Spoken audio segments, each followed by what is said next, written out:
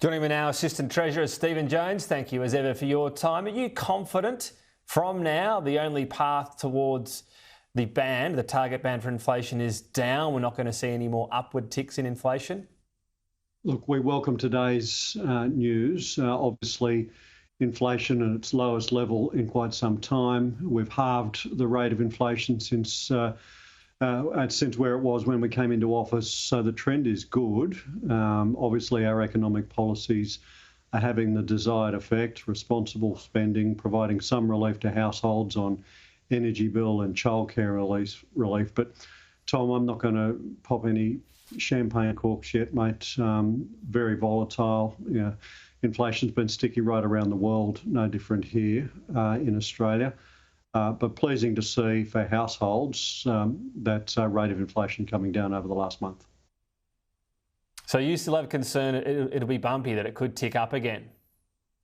Look, I'm just looking at observing what's going on around the rest of the world. I'm confident that the policies that we've put in place are working. Fiscal restraint, ensuring that we're banking the majority of the new money that's coming in, ensuring that we've got real discipline on the spend, ensuring that where we are spending new amounts, it's in enhancing productivity or providing household relief in childcare, in energy bill rebates. So our policies are targeted at dealing with the problem. And I'm pleased to see that on the basis of today's figures, that things are trending in the right direction. It'd be a very brave person that claimed job done, because it's not. All right. No, I wasn't saying job done, but look, fair enough. You're allowed to be circumspect. I had a couple of goes and you're allowed to give the answers you'd like to. Let me ask about the big aspect of this. Yes, energy prices have come down. This is the rebate that you were talking about. In terms of what matters for the RBA, though, they've essentially indicated they'll ignore this, won't they? We need other things coming down. That's almost a sugar hit, if you like. It's headline, it's not underlying. So that aspect, you can argue it helps households. That's not going to help in any way rates come down, is it? Well, there's two aspects to this. There's the independent RBA's job, and they'll look through any volatility and any one-off factors. That's clear, whether it's rebates or other issues. But for households, the thing that matters to them is how much money they've got in their wallet after they've paid all their bills, and as a result of the energy bill rebates and the other changes that we've put into place to provide some relief to households. There's a little bit of relief there. I'm not claiming that we've solved everything. We haven't, but those $300 energy bill rebates are providing relief to households, and that's what they're intended to do. Greens out there with some headline-grabbing policies today. They're actually calling these Robin Hood tax policies. So let's look at one of them. They're saying that excess profits in particular, in terms of supermarkets, that they're going to tax them. Is this sort of putting a nice populist spin and maybe something that attracts voters on what Labor's spoken about? You said supermarkets basically are gouging, and the Greens have got something that'll probably make people feel as though they're doing something more about it. Yeah, look, it's almost like Adam Bandt or Max Chandler-Martha are out there yesterday on the CFMEU podium and thought, I'll hold my beer, I can do one better, I can grab a headline even better than that.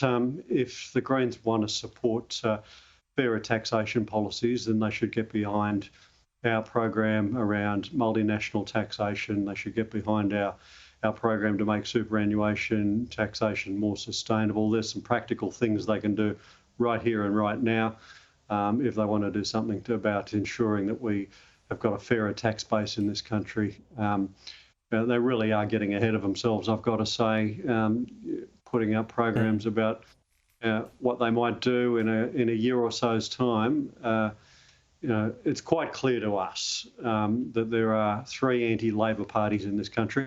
There's the Coalition, there's the National Party, and there's the Greens, and increasingly they're looking more and more like each other as they oppose sensible policies, whether they're economic policies, whether they're housing policies, whether they're industrial relations policies, whether it's from the extreme right or the extreme left. They're teaming up and opposing centrist policies that are being put forward by the Albanese Labor government.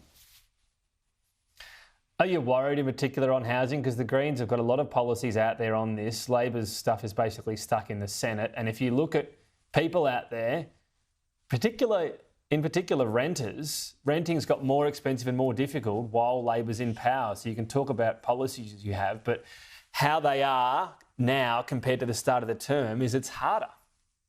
Yeah, look, I am worried about housing. I am worried that the policy that will get more houses built, more roofs over people's heads, and will bring housing price relief, whether you're a renter or a first home buyer, to the Australian people, is being opposed by political reasons, by the Greens on the far left, because they oppose housing everywhere except in their own electorates.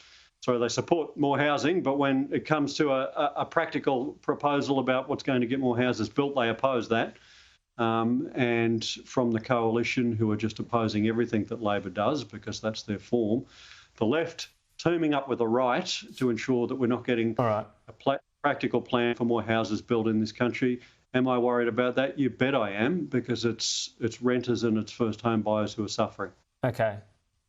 Not quite how I asked it, but look, we're nearly out of time, so you can get away with that one. Let me ask you about Scam Awareness Week. I know this is something very much on your radar. So if you could get, every Australian to do one thing to stop scamming, one behavioural type, that they don't do enough, what would it be? Oh, look, I know you want one. Can I give you three? Don't press those bloody blue links that you get on your SMS messages. Yep. Don't do that. Yep. Don't let somebody remote access into your computer, and don't give your information out to an unsolicited call, because that's what scammers do. All of these things are the tricks of the scammers. We're losing too much money, billions of dollars a year, if consumers do these things. All right. Put together what we're doing as a government, we can bring that number down and bring it down significantly. Some of those links, I'm not saying to click on them, but some of them are real. I've had to go through that myself before and call up the company. So there's another issue to deal with there with the companies. But anyway, another day. Stephen Jones, appreciate your time. Thank you.